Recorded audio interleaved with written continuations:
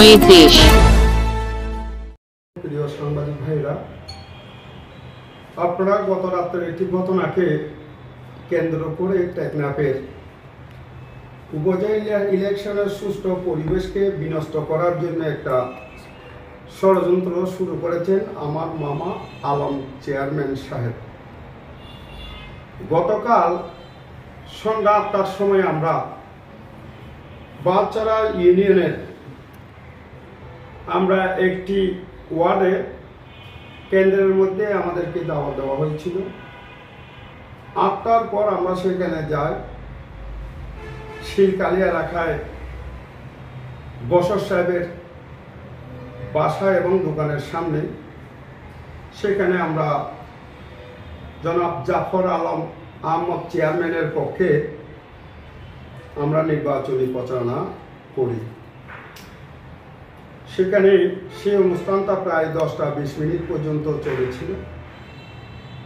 ইতিমধ্যে একটা বাদছাড়া থেকে খবর আসলো, কয়েকং ইউনিয়নের ছাত্রলীগের সভাপতি, যিনি গত জাতীয় সংসদ নির্বাচনে নৌকার পক্ষে ভোট করেছেন, বর্তমানে জাফর আহমদের পক্ষে ভোট করতেছেন, তাকে হোয়াইটকম থেকে ধরে নিয়ে আসেন আলম ফরিদ জুয়েল এবং ছাত্রলীগের সভাপতি সাইফুল।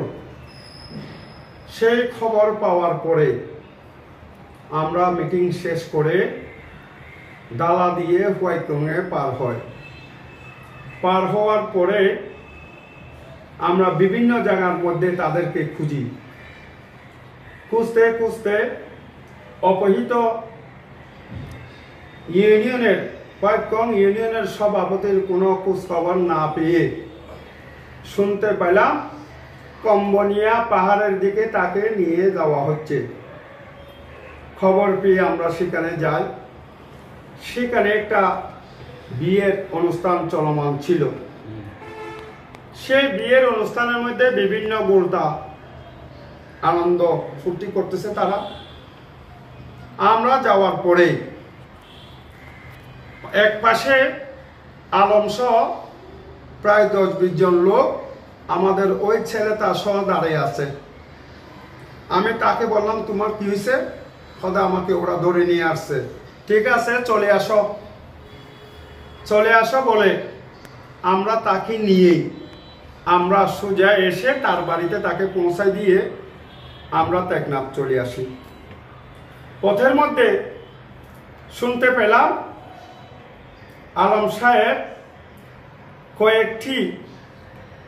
কয়েকজন মোটরসাইকেল এবং লোকবল নিয়ে সেখানে তারা বলা বলি করছে আমি নাকি আলম সাহেবকে গুলি করেছি। আমার প্রশ্ন হলো, সেখানে তো গুলি করার মতন কোনো ঘটনা নাই, এবং আমি জানি যদি নির্বাচনে যে কোনো একজন প্রার্থীর গায়ে যদি একটা আসল লাগলেও নির্বাচনটা বন্ধ হয়ে যাবে। মাননীয় প্রধানমন্ত্রী জনতা শেখ হাসিনা সুষ্ঠু নির্বাচন করার জন্য অঙ্গীকারবদ্ধ, সঙ্গে সঙ্গে আমরাও অঙ্গীকারবদ্ধ টেকনাফের সুষ্ঠু নির্বাচন 100% সুষ্ঠু নির্বাচন হোক, এটা আমারও কাম্য।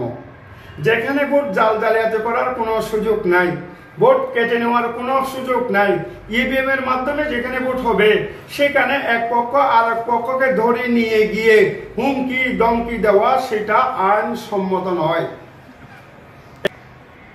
আমি যখন ঘরে চলে আসছি, রাত্রে চলে আসি, তখন বলতেছে আলম চেয়ারম্যানকে নাকি আমি গুলি করেছি। বাস্তবের পক্ষে আমি আলম চেয়ারম্যানকে গুলি করি নাই। আমি কি কারণে, কোন কারণে আলম চেয়ারম্যানকে গুলি করব, এটা আমার উদ্গম মনে হয়। আমি আশা করি এই মিথ্যা অপবাদ দিয়ে টেকনাফের সুষ্ঠু নির্বাচনের পরিবেশকে বিনষ্ট করার জন্য যারা ষড়যন্ত্র করতেছে তারা কোনোদিন সাকসেস হবেন না। কারণ আমার ভোট আমি দেব, যাকে ইচ্ছা তাকে দেব। এটা ইভিএম এর ভোট, এখানে কার চুপি করার কোনো সুযোগ এই নির্বাচনে আছে বলে আমি মনে করি না। তাই আমি সাংবাদিক ভাইদেরকে অনুরোধ করব, এই মিথ্যা অপবাদ যেটা চলো হচ্ছে, এই মিথ্যা নিউজ করার জন্য আমি অনুরোধ করছি। ধন্যবাদ আপনাদেরকে। প্রশ্ন থাকলে হয় বা